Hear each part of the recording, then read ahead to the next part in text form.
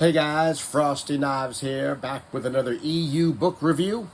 And we are on book number 9 of Jude Watson's Last of the Jedi series.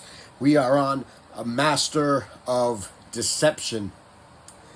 And this book takes place completely on Alderaan. As we had discovered in the last book, Ferris is off to Alderaan with Hydra, the other Imperial Inquisitor, because they're trying to find the Force-sensitive child on Alderaan.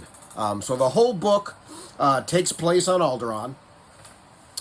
Ferris does most of the investigating. He's investigating what's going on while also trying to throw Hydra off the trail so that she thinks and the Empire will think it's a dead end.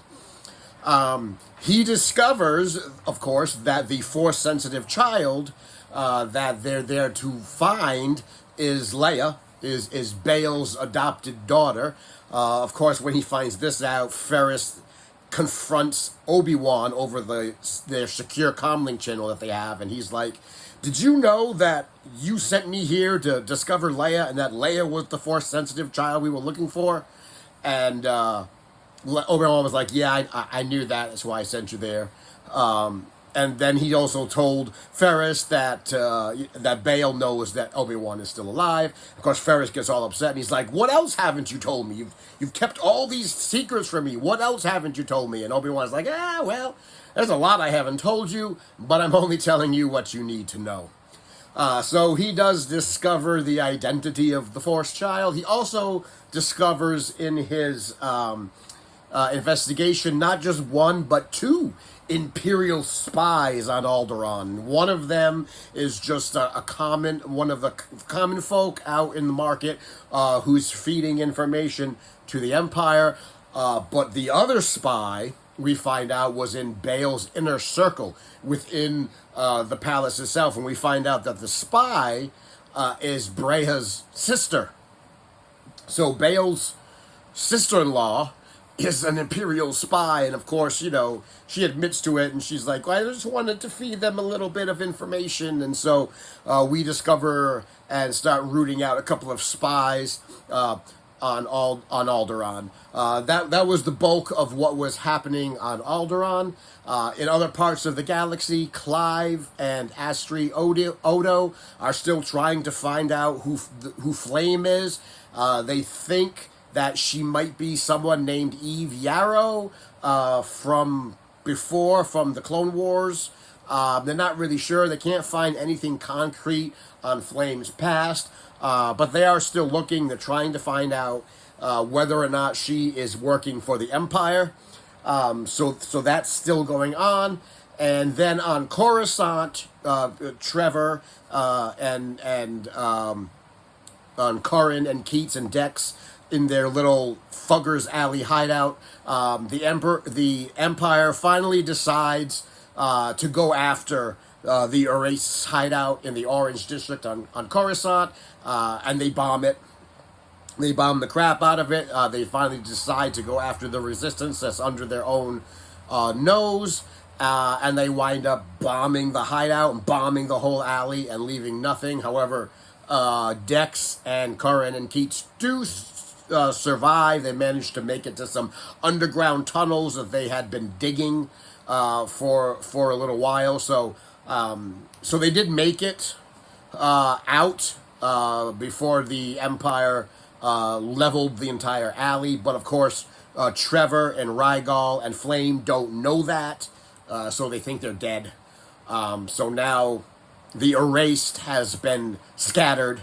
And they're out doing, and now it's time for them to regroup. And then, of course, the big reveal at the end of the book, because Jude Watson likes to end these books on sort of big reveals or sort of like hooks for the next book. Ferris and Darth Vader and Palpatine are on Alderaan because the Empire is installing an Imperial governor on Alderaan. And Vader and Ferris are just talking to each other very, very antagonistically. They both hate each other, but they're trying to, work together for the sake of the Empire. And in the course of the conversation, Darth Vader says something to Ferris. He says to him, save your fear for yourself. And when he says that, Ferris is reminded of a memory that he had, and he thinks back to when he was a Padawan, when both he and Anakin were Padawans in the temple, and they were having a discussion years ago when they were both Padawans, and at the time, Anakin says the same thing to Ferris. It says, save your fear for yourself, as they're talking. And so at the end of the book, a light bulb goes off in Ferris's head, and he finally figures it out. Holy crap, Darth Vader is Anakin Skywalker. And he doesn't really know how it happened. He knows that Vader was created in that surgical unit. He knows that something happened to Vader on Mustafar, and he now knows that Vader is Anakin. He doesn't quite know how Anakin made that transition, but there's the big reveal that Ferris finally figured out after 9 books the identity of Darth Vader.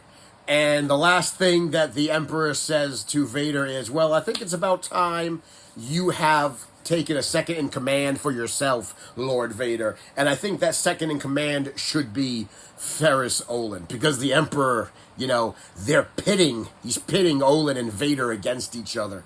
Of course, the Emperor has also given Ferris a Sith holocron, and is tempting him with this holocron and with this knowledge. It's like, here's the dark side. All you got to do is reach out and listen to the holocron and listen to what I have to say. So he's tempting Ferris with the dark side. So that's where the book ends. And of course, the last book we're going to read, the 10th book in this series, is Reckoning. And we're going to find out now, after 9 books, how Jude Watson is going to wrap up this entire series. So guys, that's my review of Master of Deception. I actually gave it a 4 on Goodreads because I enjoyed this one. I like it when they're not hopping around from planet to planet to planet, from place to place, and doing this and doing that. They were in Alderaan. It was one story. They were focusing on one thing, and I liked that. It was a good read, and I gave it a 4. So guys, that's my review on Master of Deception, Book 9 by Jude Watson. And let me know if you've read the series. Let me know if you read the book. And let me know what you think about it. If you like the video, and give it a thumbs up, give it a share, pass it around, tell your friends, tell your enemies, tell all those double agents that might be out in the world. And until next time, thank you for coming to my TED Talk. And I will see you in the next video.